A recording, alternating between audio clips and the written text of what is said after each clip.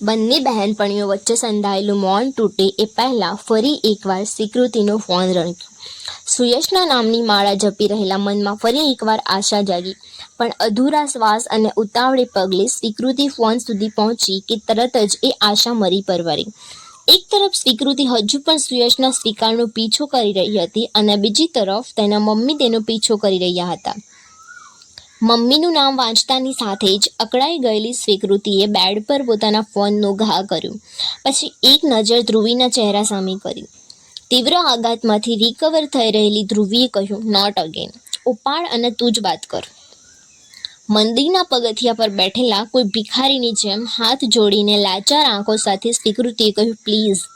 તેની આંખોમાંથી વરસી રહેલો ઝરમર વરસાદ હજુ અટક્યો નહોતો. આંખી ચીણી કરીને તેણે કહ્યું, હું નહીં વાત કરી શકું. ગુસ્સા અને અવિશ્વાસ સાથે ધ્રુવીએ ફોન હાથમાં લીધો. રેડીમેડ બહાના અને પ્રસંગ અનુરૂપ ઉપજાવી કાઢેલા દંભ સાથે ધ્રુવીએ કહ્યું, હેલો આંટી. ના, એકચ્યુઅલી એ હજુ વોશરૂમમાં છે, કદાચ ટાઈમ લાગશે. થોડી ક્ષણોના વિરામ પછી, ના આંટી, શી ઇઝ ફાઇન, તમે ચિંતા નહીં કરો, એ આવે એટલે ફોન કરાવું. આંટીનો ફોન કટ કરીને ધ્રુવીએ ફોનને હળવેથી બેડ પર મૂક્યો. પછી સ્વીકૃતિને કહ્યું, આંટીને ખબર પડી ગઈ હશે કે તું એમને અવોઇડ કરે છે.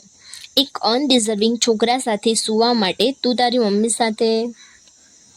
તો શું કરું? તું કહેતી હો તો મરી જાઉં? રડતા રડતા ચીસ પાડીને સ્વીકૃતિએ કહ્યું. તેનું રુદન ધીમી ધીમી ગતિ પકડી રહ્યું હતું. આમાં મરવાની વાત ક્યાં આવી? ધ્રુવીએ સ્વસ્થતા અને શાંતિથી પૂછ્યું. જીવવા જેવું કંઈ બાકી નથી રાખ્યું, અકળાયેલી સ્વીકૃતિએ ગુસ્સામાં કહ્યું. કૃતિ, તારી જિંદગીને તું નરક બનાવી રહી છે. એન્ડ બાય ધ વે, શું તું મને સમજાવી શકે કે આ સામે ચાલીને રાત વિતાવવા માટેની ઓફર પાછળ શું લોજિક હતું? સ્વીકૃતિ ચૂપ થઈ ગઈ. થોડા સમય માટે એક વિચિત્ર મૌન બંને વચ્ચે વહેતું રહ્યું. આ અકળામણ ભર્યું મૌન ધ્રુવીથી સહન થાય તેમ નહોતું. તેણે પૂછી જ નાખ્યું, આટલી બધી ડેસ્પરેટ થઈ ગઈ હતી? મતલબ કે જોયા જાણ્યા વગર ગમે તેની સાથે સૂઈ જવાનું? નિમ્ફો થઈ ગઈ છે કે શું? વેર યુ ફિલિંગ સો હોર્ની કે તને એક મસ્ક્યુલર મેલ બોડીની આટલી બધી તલપ લાગી? મને હતું કે મજા આવશે યાર. મુશળધાર રુદન સાથે સ્વીકૃતિ જમીન પર બેસી પડી. કોઈકના સ્પર્શથી મને સારું લાગશે. કોઈકની છાતી પર માથું મૂકીશ તો કદાચ જિંદગી ફરીથી રંગીન લાગશે. મરી જવાના વિચારો નહીં આવે. મારો કોન્ફિડન્સ પાછો આવી જશે. મારું મૂડ સુધરશે. એક ટૂંકા વિરામ પછી સ્વીકૃતિએ કહ્યું, પણ એની સાથે રાત વિતાવ્યા પછી મને વધુ ડિપ્રેસિંગ લાગે છે. મને હતું કે એ મને પ્રેમ અને કાળજીથી ભરી દેશે, પણ એ તો મને વધુ ખાલી કરતો ગયો. તો એનામાં આદિત્યને શોધવાની ટ્રાય તો. મને નથી ખબર, ઓનેસ્ટલી નથી ખબર કે હું એનામાં આદિને શોધી રહી હતી કે પછી ખોવાઈ ગયેલી મારી જાતને. સ્વીકૃતિની નજર બારીમાંથી દેખાતા અજવાળા પર સ્થિર થઈ ગયો.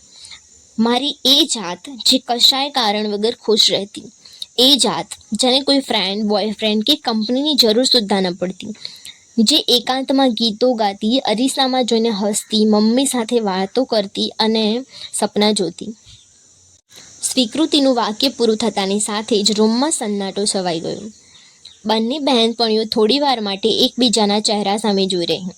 પછી ધ્રુવીએ હળવેથી પૂછ્યું, ખોવાઈ ગઈ એ પહેલાં એ જાતને છેલ્લે ક્યારે જોયેલી? કશુંક યાદ કરવાના નિષ્ફળ પ્રયત્ન પછી સ્વીકૃતિએ કહ્યું, યાદ નથી. ડિપ્રેશનની દવા તો બરાબર લે છે ને? દવા લઈ લઈને ક્યાં સુધી જીવન ટકાવી રાખવાનું? એના કરતાં તો મન થાય છે કે તે મને પ્રોમિસ કરેલું કે તું સુસાઇડના વિચારો નહીં કરે. કાશ વિચારો ન કરવા મારા હાથમાં હોત. આજ પહેલાં મેં તને ક્યારેય આટલી બધી લવ સીક નથી જોઈ. એવું લાગે છે કે તને તાત્કાલિક કોઈકની જરૂર છે. કટાક્ષભર્યું સ્મિત કરીને સ્વીકૃતિએ કહ્યું, હવે સમજાઈ મારી ઓફર? એ કંઈ ઉપાય કહેવાય? આદિત્ય સાથેના બ્રેકઅપમાંથી બહાર આવવા કે તારો મૂડ સુધારવા માટે કોઈની સાથે રાત વિતાવવી, એ કયા પ્રકારનું લોજિક છે? સલાહો ન આપ. તારો એક બોયફ્રેન્ડ છે અને તારી રિલેશનશિપ અત્યારે સ્ટેબલ છે, એટલે આ ડાઈ વાતો કરે છે.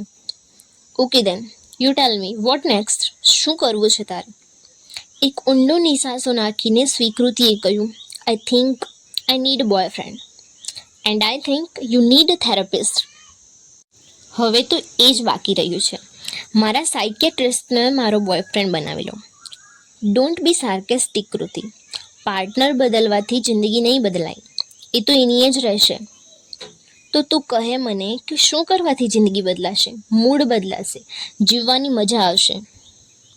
તારી સારવાર કરાવ. છેલ્લા 6 મહિનાથી એન્ટી ડિપ્રેસન્ટ લઉં છું. ન તો જિંદગીની દશા સુધરી છે, ન તો દિશા. ન પ્રેમ મળ્યો છે, ન પાર્ટનર. મારો ડૉક્ટર 3 દવાઓ બદલી ચૂક્યો છે, એકેય અસર નથી કરતી. બોલ, આ ડિપ્રેશનનો ઈલાજ છે તારી પાસે? ધ્રુવી ચૂપ થઈ ગઈ. એના મોઢામાંથી શબ્દો એ રીતે ગાયબ થઈ ગયા જાણે કોઈ ઉદાસ વ્યક્તિના જીવનમાંથી આનંદ. સ્વીકૃતિએ કહ્યું, ઓ મેડમ, સલાહો આપવી બહુ સહેલી છે. આમ નહીં કર ને ફલાણું નહીં કર. તારી જાતને એકવાર મારી જગ્યાએ રાખી જો તો ખબર પડશે કે આસપાસ કેટલો સુનકાર ને અંધકાર વ્યાપેલો છે. આ અંધકારમય એકલતા દૂર કરવા માટે ધારો કે એક રાતે મેં કોઈ પુરુષને બોલાવી લીધો તો કયો આવ ફાટી પડ્યું? પ્રોબ્લેમ એ નથી કૃતિ કે તે કોઈ પુરુષને બોલાવી લીધો. પ્રોબ્લેમ એ છે કે એના ગયા પછી તારી રાત વધારે ભયાનક બની ગઈ છે. પોતાના વિખરાયેલા વાળ પર નિરુદ્દેશે હાથ ફેરવતા સ્વીકૃતિએ કહ્યું, મને ઊંઘની જરૂર છે. ઇફ યુ ડોન્ટ માઇન્ડ, તારા બેડ પર સૂઈ જાઉં? ઓફકોર્સ, પણ એક શરતે. આંટી સાથે વાત કરી લે, પછી સૂઈ જા. સ્વીકૃતિના હાથમાં ફોન પકડાવીને ધ્રુવી રૂમની બહાર ચાલી ગઈ. ખૂબ બધા ખચકાટ, ડર અને અણગમા સાથે સ્વીકૃતિએ મમ્મીને કોલ કર્યો.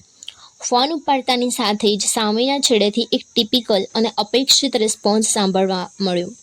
ક્યારે આવે છે? આવું છું થોડી વારમાં. થોડી વાર એટલે? કૃતિ, તું ગઈકાલ રાતથી ઘરની બહાર છે. હવે તો તારું નાઇટ આઉટ પણ પતી ગયું છે, તો હવે શનિવાર. અરે મમ્મી, તું ઇરિટેટ ન કર યાર. આવું છું કીધું ને. મમ્મી સાથે કોઈ આવી રીતે વાત કરે? પણ હું આવી જઈશ ને મારી મેળે. હું તને ખાલી એટલું જ પૂછું છું કે તું ક્યારે આવીશ? શું કરું ઘરે આવીને? પપ્પાનું ચઢેલું મોડું છું? તું કઈ રીતે વાત કરે છે? ઘરે નથી આવવું તો ત્યાં જ રહેવા ચાલી જા. ધ્રુવીના મમ્મી પપ્પા વધારે ગમતા હોય તો ત્યાં જ રહે ને. ક્યાંની વાત ક્યાં લઈ જાય છે? આવા એક્સ્ટ્રીમ સ્ટેટમેન્ટ કરવા જરૂરી છે?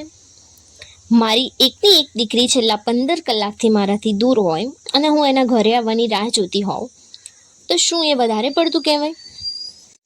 તું ઇમોશનલ બ્લેકમેલિંગ ન કર. તારા માટેની લાગણી તને બ્લેકમેલિંગ લાગે છે? Mummy please, I need some space. તું વારે વારે ફોન કરે મને નથી ગમતું. તારી ચિંતા થાય છે બેટા. મમ્મીનો અવાજ ગળગળો થયો. અરે યાર, તું સમજતી કેમ નથી? સ્વીકૃતિના અવાજમાં લાચારી અને અકરામણ હતી. થોડી ક્ષણોના વિરામ પછી તેણે કહ્યું, મારા ક્લિનિક્સ પતાવીને બપોરે લંચ માટે ઘરે આવી જઈશ. બસ. શું બનાવું? તને જે ઈચ્છા થાય તે. ચાલ મૂકું, બપોરે મળીએ, બાય. મમ્મીનો ફોન કટ કરીને સ્વીકૃતિએ રાહતનો શ્વાસ લીધો. પણ તેને હજુ સમજાતું નહોતું કે આ બેચેની પાછળનું કારણ શું છે. એને અંદરથી ધીમે ધીમે જે કોતરી રહ્યું છે એ શું છે? આ બોયફ્રેન્ડની તલબ છે કે અંદર રહેલા ખાલીપાનો ઢંઢેરો? કોઈનો સાથ મેળવી લેવાની ઝંખના છે કે પછી જાતથી ભાગવાનું ષડયંત્ર? મૃત્યુને ગળે લગાડવાની ઈચ્છા છે કે પછી જિંદગીથી દૂર ભાગવાની મજબૂરી? ફિક્કા પડી ગયેલા ચહેરા અને સૂજી ગયેલી આંખો સાથે આવું બધું વિચારતી સ્વીકૃતિ બહારની બહાર જોઈ રહી હતી. એ જ સમયે રૂમમાં ધ્રુવીની એન્ટ્રી થઈ. તું હજુ સૂતી નથી?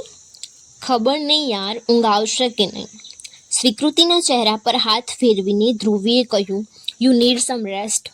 આરામ કર. ગિલ્ટનો ઢગલો ખડકીને ઊભી છું. જેઓ અપરાધ ભાવથી પીડાતા હોય તેઓ આરામ નથી ભોગવી શકતા.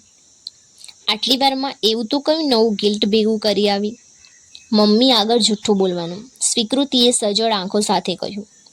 મને ખરેખર ચિંતા થાય છે, ગંભીર ચહેરા સાથે ધ્રુવીએ કહ્યું.